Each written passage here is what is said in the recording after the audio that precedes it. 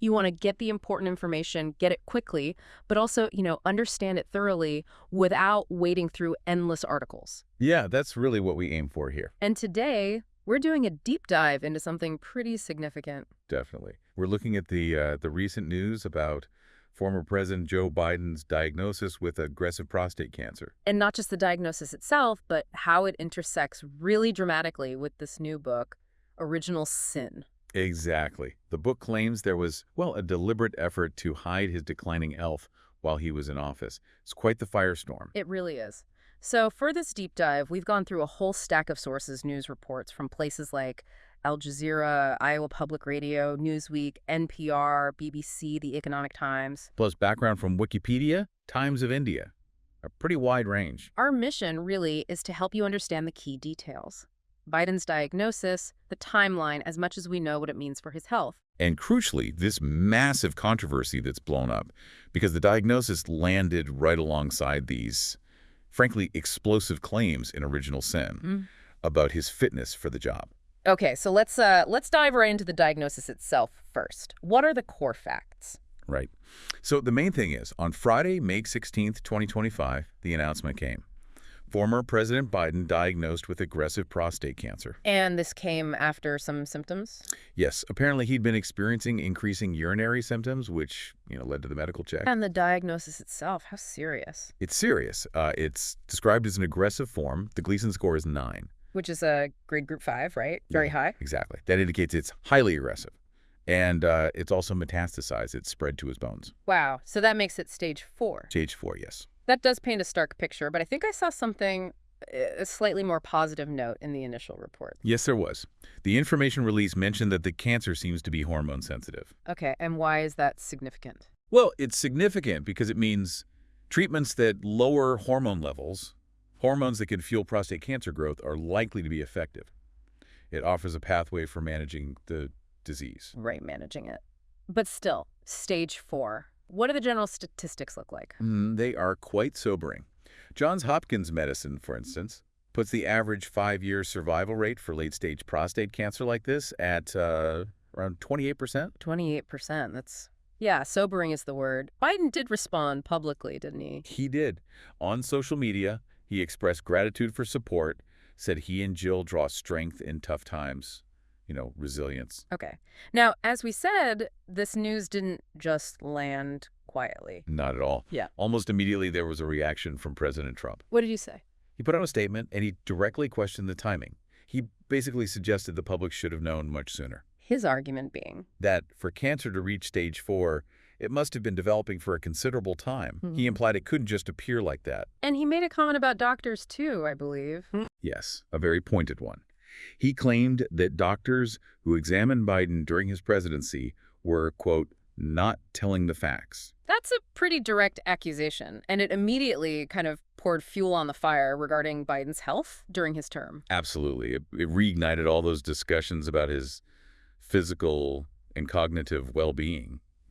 Was he fit for office? And this advanced stage diagnosis really sharpens those questions, doesn't it? When did it start? Why wasn't it caught earlier? Precisely.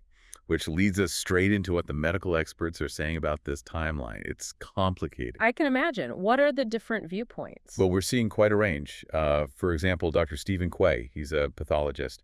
He suggested that for prostate cancer to get to a metastatic stage without treatment, that usually takes something like 5 to 7 years. 5 to 7 years. So his implication is? His implication is pretty clear.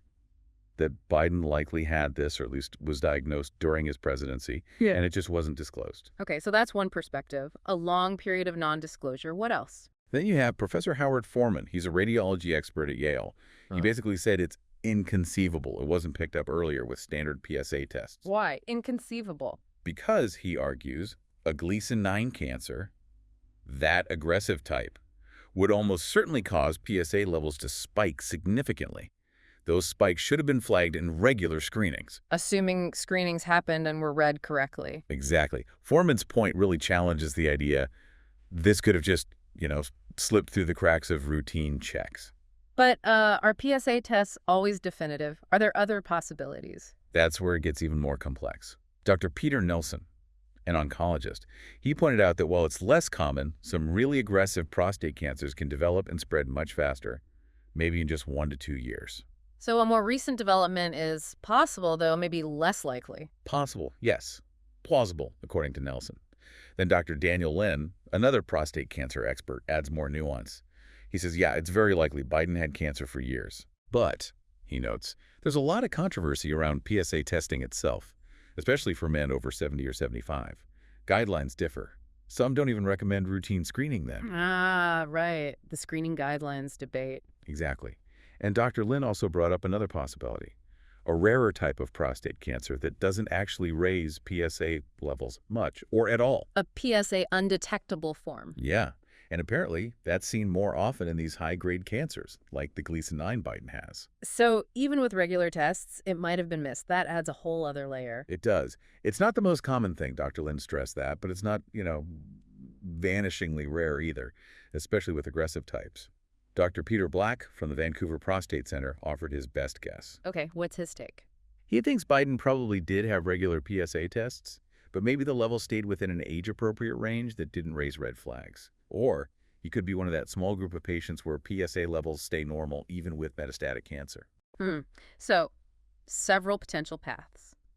Undetected for years, rapid recent growth, or a type that evades the standard test. Lots of medical uncertainty. A lot of uncertainty around the when. What about the what now? The treatment side. What are experts saying there? Well, Dr. William Dahoud from the American Cancer Society basically said that based on what's public, spread to the bones usually means it's not curable. Not curable. But, and this is important, it's often treatable for many years. He mentioned hormonal therapies as the likely approach. Right, like we discussed earlier with the hormone sensitivity. Exactly. And Dr. Ben Davies, a urologist, he was quite blunt, called it a very bad version, maybe the worst version. But he also stressed there are good options. Hormones, chemo, radiation. And the outlook. He echoed Dr. Dahoud, saying patients can easily live 10 years with treatment. Mm-hmm. He also made the point that it's less about age itself and more about the person's overall health, their physiology. Okay. So very serious diagnosis, stage 4, but manageable, treatable for potentially quite some time with therapies. That seems to be the consensus based on the available info, yes. Now, all of this medical discussion, the diagnosis itself, it's massively amplifying the noise around this book, Original Sin. Oh, absolutely. The timing is just incredible. Tell us about the book. What's the core argument? And why is it hitting so hard right now? Okay, so the book is Original Sin, President Biden's Decline, Its Cover-Up, and His Disastrous Choice to Run Again. This by Jake Tapper from CNN and Alex Thompson from Axios, published just this week. And the main thrust is?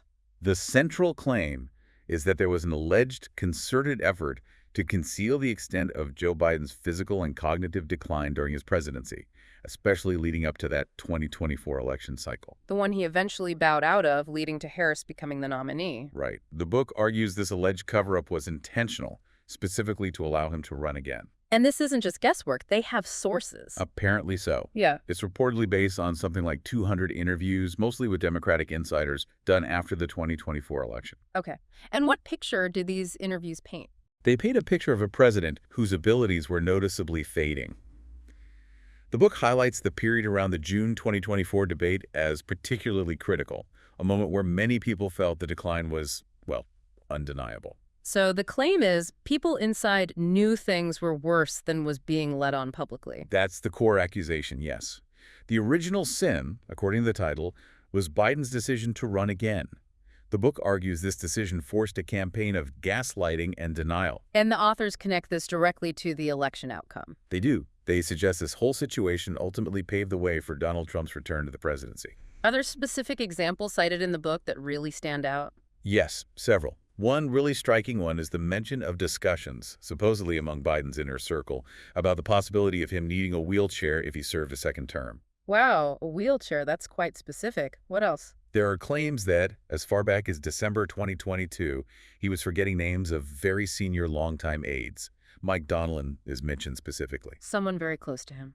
Extremely close. There's also an anecdote about him apparently not recognizing George Clooney. Clooney, the actor and fundraiser. The same. someone he'd known for years, big supporter. The book also alleges he was increasingly shielded from bad news, negative polling, even critical assessments of his own health. And access was limited. Very limited, according to the book. Even for cabinet members, it suggests an increasingly isolated president. A very insulated environment. And the authors are pretty direct in their accusations of deception. Oh, very. Tapper has said publicly the book shows the White House was, his word, lying. Lying to whom? He says lying to the press, the public, but also to their own cabinet, White House staff, Democrats in Congress, even donors.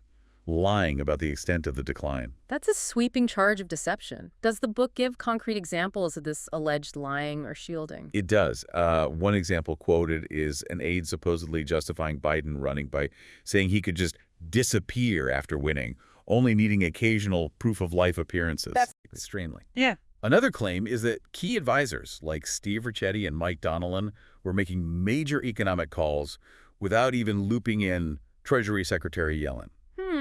Running policy around the secretary. Allegedly. And maybe the most stunning is a story about Chuck Schumer telling Biden his own pollsters gave him maybe a 5% or even 1% chance of winning re-election. And Biden didn't know. The book claims Biden was unaware of how bad the numbers were because his inner circle was spinning him, managing the information he received. Those are incredibly damning allegations if true. How's the book being received? It must be making waves. Huge waves. Yeah. It's gotten a lot of press and generally favorable reviews from big outlets. The New York Times, Washington Post, LA Times have all reviewed it positively. Any particularly memorable takes? The Atlantic Review compared it to King Lear, the Shakespearean tragedy about decline and flawed leadership. The Guardian called it a scathing account. But are there criticisms too? Yes. Some reviewers, like The Nation, have raised flags about the heavy reliance on anonymous sources. That's a common critique with these kinds of insider books. Fair point. What about Team Biden or people close to him? What's their response? Well, officially, a spokesperson said they hadn't reviewed the book yet and claimed the authors didn't do standard fact-checking with them. So, a procedural critique. Essentially, yes. Yeah. Their line is basically, show us the proof he couldn't actually do his job. Biden's granddaughter, Naomi Biden, was more direct, calling it unoriginal, uninspired lies. Strong words. And I heard something about a movie. Yeah, there are already reports that movie rights are being looked at, which just shows you the kind of impact it's having, the public interest it's generated. Okay, so Original Sin has basically thrown the whole Biden question, his age, fitness, back into the spotlight with incredible force. Absolutely. And the cancer diagnosis, landing right now, just pours gasoline on that fire. How are outlets like Newsweek connecting these dots? Newsweek's take is that the diagnosis really underscores what they see as a politically costly end to Biden's presidency for the Democrats, especially after the recent election results. And it has implications looking forward for 2028. Big time. Newsweek suggests the Biden question is now a sort of litmus test for any Democrat thinking about running in 2028, especially those who are close to the 2024 decision-making. So if you backed Biden's run then, you'll have to answer for it now. That seems to be the idea. David Axelrod, Obama's former strategist, put it pretty bluntly. He said this creates a credibility crisis for the next generation. A credibility crisis? Yeah. He thinks anyone aligned with the 2024 Biden camp will have to explain, basically, how we got here. That puts people like Kamala Harris, Pete Buttigieg. Both former cabinet members who publicly vouched for his capacity. Yeah, exactly. Puts them under intense scrutiny. And we've seen some slight shifts in tone from some of them recently. We have. Buttigieg, for example, was asked recently if Democrats would have been better off if Biden had stepped aside sooner. His answer was a cautious maybe. Which is different from his past offenses. Quite different. And that shift drew sharp criticism from party veterans like James Carville, who basically blasted people for changing their tune now. What about Harris? She stood by him very firmly in 2024, right? And very firmly. Even after that difficult June debate, and despite those audio leaks from the Her Report investigation that seemed to, well, question his memory recall. Right, the report about classified documents? Yes. Harris publicly defended his memory, even though the leaks suggested maybe the private assessment was different. Yeah. It's also interesting that Original Sin apparently portrays Harris as not being in Biden's absolute tightest inner circle. So it sounds like there's a growing feeling, at least among some Democrats, that maybe the full picture wasn't shared. That's definitely a sentiment being voiced. Democratic strategist Pete Giangreco said flat out, things were worse than the White House was letting on. He called for accountability for those who shielded Biden. And Republicans are weighing in too, I assume? Oh, yes. J.D. Vance, for instance, raised concerns again about Biden's fitness, especially concerning, control of nuclear weapons, though Vance seemed to blame the people around Biden more for the lack of transparency. So blaming the shielders more than Biden himself. That was Vance's angle. Even some Democrats are looking back now. Senator Chris Murphy said something like, clearly, in retrospect, we should have done something different about the cognitive decline issue. And this isn't just talk, right? There's been some official action. Correct. The House Oversight Committee has launched a probe. They want to know who was actually calling the shots in the administration. So the fallout continues. What's the long-term political impact here? Political analyst Chuck Todd made the point that anyone who worked closely for Biden is likely going to face very tough questions if they run for president down the line. Makes sense. A Republican strategist, Carter Wren, basically said the same thing. People close to him in his cabinet, they'll be held accountable. Though, some caution against overreacting. Doug Gordon, a Democratic strategist, warned not to read too much into this specific moment. It's interesting, too, how this plays internationally, or at least how it's viewed. What was the Times of India perspective? They noted that Biden admitting he has cancer really fuels the Megillah narrative of a cover-up. How so? They pointed to how a comment Biden made back in 2022 is being resurfaced. He talked about growing up with cancer from pollution. Fact-checkers at the time said he meant past skin cancers. Right, I remember that. But now some are twisting it, framing it as if he was secretly admitting to prostate cancer way back then. So feeding the conspiracy theories. Exactly. Figures like Laura Loomer, Joey Manarino, they're pushing hard online that this diagnosis is a deliberate distraction, part of a long lie. It fits their narrative. So circling back to Original Sin, what's the ultimate argument the book makes about Biden's legacy and the Democratic Party? The book's conclusion is pretty harsh. It argues Biden's choice to run again, essentially destroyed an honorable and consequential legacy. Destroyed it. Strong words. Very. It also argues the Democratic establishment failed. They couldn't or wouldn't stop him from running. And that failure, the book claims, led directly to Trump winning. And it delves into the human side, too. Biden's motivations, his team's loyalty. Yes, it touches on that. Suggests maybe Biden's own stubbornness played a role, blinded him perhaps, and that the intense loyalty of his inner circle, while understandable, might have inadvertently put the country at risk. Though his aides push back on that. They do. Their counter is still, name a specific presidential duty he actually failed to execute because of his condition. Right. So the combination of the diagnosis and this book, it really changes the narrative around his exit from politics. Completely. Instead of, a quiet retirement, a quiet sunset, it's now framed as much more turbulent, a storm cloud, as one report put it. And it raises much bigger questions, doesn't it? Huge questions about how we as a society deal with aging leaders, about transparency, about that difficult point when maybe power outlasts capacity. Okay, so let's try and wrap this deep dive up. We've covered a lot. We have. We've seen the details of a very serious cancer diagnosis for former President Biden. Stage 4, aggressive, but potentially treatable. Right. Alongside major questions about the timeline, how long was it there, why wasn't it found sooner? Medical opinions vary on that. And then layered on top, these incredibly controversial allegations in Original Sin. Claims of a deliberate cover-up of declining health, cognitive issues impacting his presidency and the 2024 election. It's a potent mix of health news, political intrigue, and historical revisionism all hitting at once. So thinking about you, the listener, wanting to get this knowledge quickly but also deeply, what part of all this stands out most to you? What feels most surprising or maybe most concerning? For me, I think it's the sheer convergence. The fact that this very serious health news broke just as a book detailing alleged concealment of health issues was published. It feels almost scripted, though obviously it isn't. But the timing just amplifies every question, every suspicion. Yeah, the timing is incredibly potent, and it forces questions about transparency, doesn't it? The gap between the medical possibilities, maybe it was recent, maybe not, and the book's claims of long-term issues being hidden. That gap is where all the political suspicion breeds. It really is. Oh. Which leaves us with a final thought, something for you to mull over. Okay. Given this collision, Biden's diagnosis, the Original Sin allegations, what does this whole episode really tell us about leadership today? About transparency, about how we handle aging leaders? What are the ethics involved here? For the leader, for their inner circle, for the media? When health and capacity